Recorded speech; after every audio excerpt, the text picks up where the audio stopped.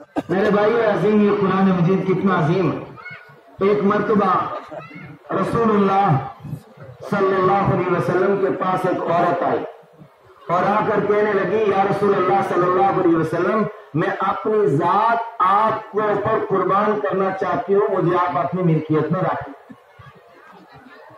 رسول اللہ صلی اللہ علیہ وسلم نے اس کی طرف توجہ نہیں فرمائی۔ ایک صحابی وہاں پر موجود تھے، وہ صحابی یہ سن رہے تھے، دیکھ رہے تھے سارا ماجرا۔ وہ کھڑے ہوئے اور کھڑے ہو کر کہنے لگے، یا رسول اللہ، سب کو نا صلی اللہ علیہ وسلم، کہ آپ کو اگر اس عورت کی ضرورت نہیں ہے تو اس کا نکاح آپ مجھ سے کروا دیں۔ ایک صحابی نے کہا، جی رسول اللہ صلی اللہ علیہ وسلم نے فرمایا کہ تو جا اپنے گھر میں اور جا کر پتہ کر کہ اگر تیرے پاس کوئی سونا چاندی کا کوئی زیور ہو یا کوئی روپیہ پیسہ ہوگا، لے آ، لا کر اس کو دے، یعنی مہر دے، اس کا مہر ادا کر اور اس کو میں تیری بیوی بنا کر تیرے ساتھ لگا دوں، تو لے جا۔ وہ گھر سے جا کر واپس آیا اور آ کر کہا، یا رسول اللہ صلی اللہ علیہ وسلم، میرے گھر میں تو کچھ بھی نہیں۔ کہا، اچھا جا پتہ کر، اگر کوئی لوہے کی ہی انگوٹھی ہو، انگوٹھی کو سمجھتے نا، کہا کہ لوہے کی انگوٹھی ہی ہو تو وہ لے آ، وہ دے دیتے مہر میں اس کو اور اس کو تیری بیوی بنا کر بھیج دیں۔ وہ واپس آیا صحابی اور آ کر عرض کرنے لگا، یا رسول اللہ صلی اللہ علیہ وسلم، میرے گھر میں تو لوہے کی انگوٹھی تھی۔ کہا، اچھا تیرے پاس کچھ بھی نہیں تو میں کیسے اس کو تیرے ساتھ بھیج دوں؟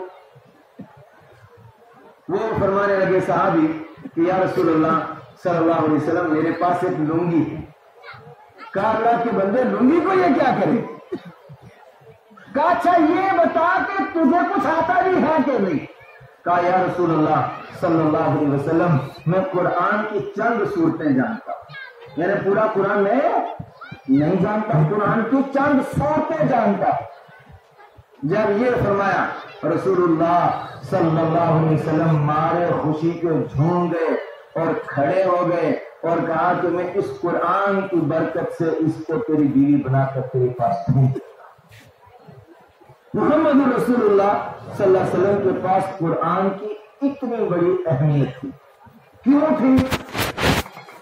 اس لیے کہ صحابہ کو جو عزت ملی تھی قرآن پاک کی وجہ سے ملی، فقہا کو جو عزت ملی قرآن پاک کی وجہ سے ملی، تابعین کو جو عزت ملی قرآن مجید کی وجہ سے ملی، محدثین کو جو عزت ملی قرآن کی وجہ سے ملی، اور اولیاء کشمیر کو جو عزت اللہ تبارک و تعالیٰ نے عطا فرمائی قرآن مجید کی وجہ سے، اور آج ضیاء العلوم ٹھاٹھی کے ذمہ داران کو جو عزت اللہ دے رہا ہے، اور ان علماء کرام کے اوپر آپ اپنی گاڑی کمائی کے لاکھوں اور کروڑوں روپے اگر خرچ کر رہے ہیں تو قرآن مجید کی برکت کی وجہ سے۔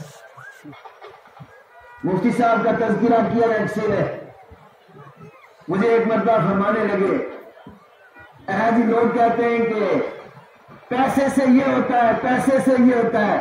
میں کہتا ہوں پیسے سے کچھ نہیں ہوتا، کہ میرا بھائی ہے پروفیسر ہے اور اتنی تنخواہ ہے اس کی کہ اگر وہ چاہے تو ایک مہینے کی تنخواہ میں 2 مرتبہ عمرہ کر سکتا ہے، لیکن کہا کہ اس نے جہاز کا منہ نہیں دیکھا۔ یہ مفتی صاحب کی بات ہے، اور کہتے ہیں کہ قرآن مجید کی برکت سے میں نے کبھی جہاز پر سے پیر ہی بھی نیچے رکھا، جہاں جاتا ہوں جہاز کے ذریعے جاتا ہوں۔ آج امت پوری کے پوری ہر جگہ پریشان ہے، حتیٰ کہ مدارس مساجد اب تو گھروں میں پریشانی آ گئی۔ وجہ اس کی صرف اور صرف یہ ہے کہ قرآن مجید ہماری زندگی سے چھوٹ گیا۔ ہم روزانہ قرآن مجید نہیں پڑھتے۔ کیا آپ میں سے کوئی خوش نصیب ایسا ہے اس مجمع میں جو یہ ارادہ کرے کہ آج کے بعد انشاءاللہ کچھ نہ کچھ جتنا ممکن ہوا میں روزانہ قرآن مجید کی تلاوت کروں گا؟ اللہ مجھے بھی توفیق دے۔ یہ وعدہ کس کے ساتھ کر رہے ہیں آپ؟ ہاں، اور کس کے لیے کر رہے ہیں؟ اللہ کو قرآن مجید سے ملنے والا کچھ نہیں، خدا خدا ہے، برقرار تھا ہے رہے گا۔ آپ اپنی حفاظت، اپنی عزت، اپنی روزی کی برکت، اپنی جوانی کی برکت، اپنے بچوں کے رشتوں کے لیے، اپنی کمائی کی حفاظت کے لیے قرآن مجید اور اللہ کی رضا کے لیے قرآن مجید کو ہم نے پڑھا ہے۔ میرے بھائیوں، میں نے آیت پڑھی تھی، لا الہ الا انت سبحانک انی کنت من الظالمین۔ یہ آیت اللہ تبارک و تعالیٰ نے قرآن مجید میں نقل کی ہے حضرت یونس علیہ السلام کی طرف سے، اور پوری آیت ہے بعد اعوذ باللہ من الشیطان الرجیم وَظَنُّونِ إِذْ ذَهَبَ مُغَاضِبًا فَظَنَّ أَن لَّن نَّقْدِرَ عَلَيْهِ فَنَادَىٰ فِي الظُّلُمَاتِ أَن لَّا إِلَٰهَ إِلَّا أَنتَ سُبْحَانَكَ إِنِّي كُنتُ مِنَ الظَّالِمِينَ۔ حضرت یونس علیہ السلام کو قوم نے ستایا، وہ قوم سے تنگ آ کر دور چلے گئے، دریا کے کنارے بیٹھے، مچھلی نے نگل لیا۔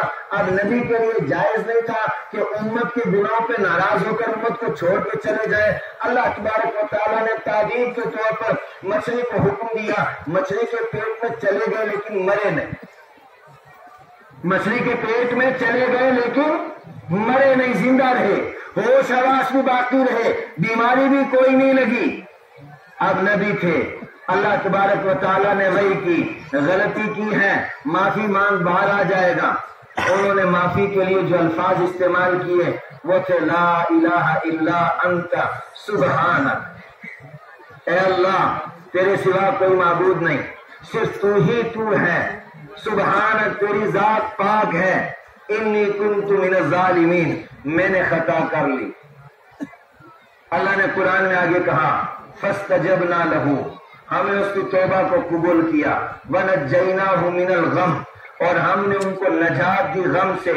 آگے اللہ کہتا ہے وَكَذَلِكَ نُنْجِي الْمُؤْمِنِينَ، ہم مومنین کو اسی طریقے سے نجات دیتے رہتے ہیں۔ میرے بھائیوں، دنیا میں کوئی انسان ایسا نہیں کہ جو گناہ نہ کرتا، کوئی عالم نہیں، کوئی حافظ نہیں، کوئی حاجی نہیں، کوئی فاضل، کوئی مفتی نہیں، سب سے گناہ ہوتے ہیں۔ گناہ ہونا انسان کی فطرت ہے، گناہ ہونا انسان کی فطرت ہے، لیکن گناہ کرنے کے بعد گناہ کے اوپر قائم رہنا یہ شیطان کی عادت ہے۔ تو ہم نے شیطان کی جماعت سے اپنے آپ کو بچانا ہے اور انسان کے زمرے میں اپنے آپ کو رکھنا ہے، اور ہم نے اپنے گناہوں سے توبہ کرنی۔ کیا کرنی ہے بھائیوں؟ تھوڑی سی توجہ چاہوں گا، بس میں بات ختم کرنے جا رہا ہوں۔ ہم نے کیا کرنا ہے؟ اپنے گناہوں سے توبہ کرنا۔ اچھا گناہ ہو گیا، ایک مرتبہ توبہ کی، پھر ہو گیا، اب کیسے توبہ کروں؟ کافر ہو گیا، اب کیسے کروں؟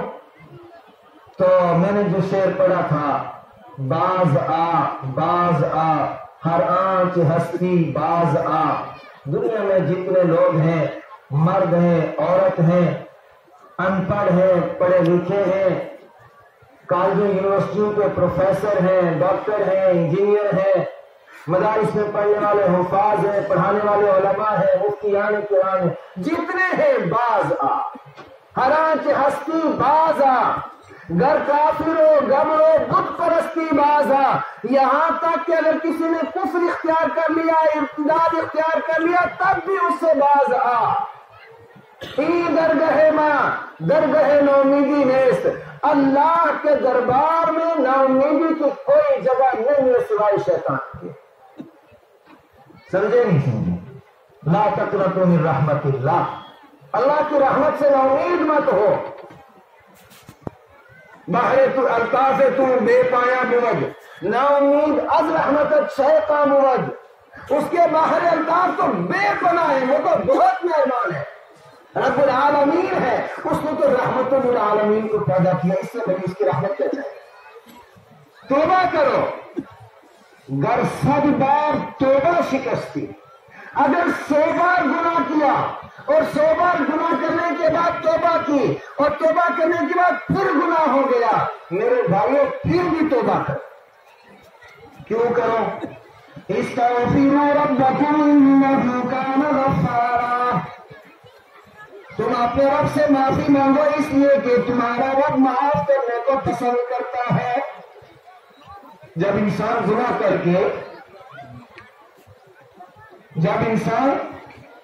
کر کے اس کے دربار میں جا کر روتا ہے، اندر سے روتا ہے اور کسی کے سامنے نہیں، حاجی پیر مودی مفتی کسی کے پاس جانے کی ضرورت نہیں، صرف دل میں اس کو یاد کیا اور رویا، 2 رکعت نفل نماز پڑھی اور رویا اور کہنے لگا یا رب میں نے یہ گناہ کیا، اللہ کہتا ہے کہ مجھے وہ بندہ روئے زمین کے تمام بندوں میں سب سے زیادہ پسند ہے، توبہ کرنے والا، معافی مانگنے والا۔ اور جب انسان معافی مانگتا ہے تو کیا ملے گا اس کو؟ ایک سوال ہے نا کہ معافی مانگ کے ملے گا کیا؟ اتنی بدبخت گناہ کیے کیا ملے گا؟ فرمایا یرسل السماء علیکم مدرارا، یہ جو عذاب والی بارش ہے یہ ہٹا دے گا اور رحمت والی بارش نازل کرے گا۔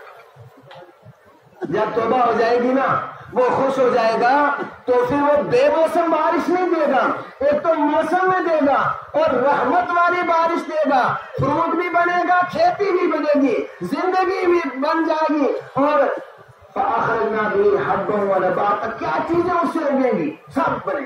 اب اگر جاؤں گا تو لمبا ہو جائے۔ یرسل السماء علیکم مدرارا، اور کیا دفعہ ہوگا اللہ؟ آخری بات، وَيُمْدِدْكُمْ بِأَمْوَالٍ وَبَنِينَ، اللہ جن کو لڑکے نہیں لڑکے دے گا، جن کو لڑکیاں نہیں ان کو لڑکیاں بھی دے گا، اور جن کے لڑکے اور لڑکیاں ہیں اور نافرمان ہیں ان کو فرما بردار بنا دے۔ اب گھر کیا بن جائے گا؟ جنت کا گہوارہ بن جائے گا۔ وَيُمْدِدْكُمْ بِأَمْوَالٍ وَبَنِينَ وَيَجْعَلْ لَكُمْ جَنَّاتٍ وَيَجْعَلْ لَكُمْ أَنْهَارًا، دنیا میں تو تیرا گھر جنت بنائے گا اور آخرت میں تجھے جنت کی نہریں دے گا، دودھ کی نہریں دے گا اور پھر بہت ساری نہریں دے گا۔ وآخر دعوانا الحمدللہ رب العالمین۔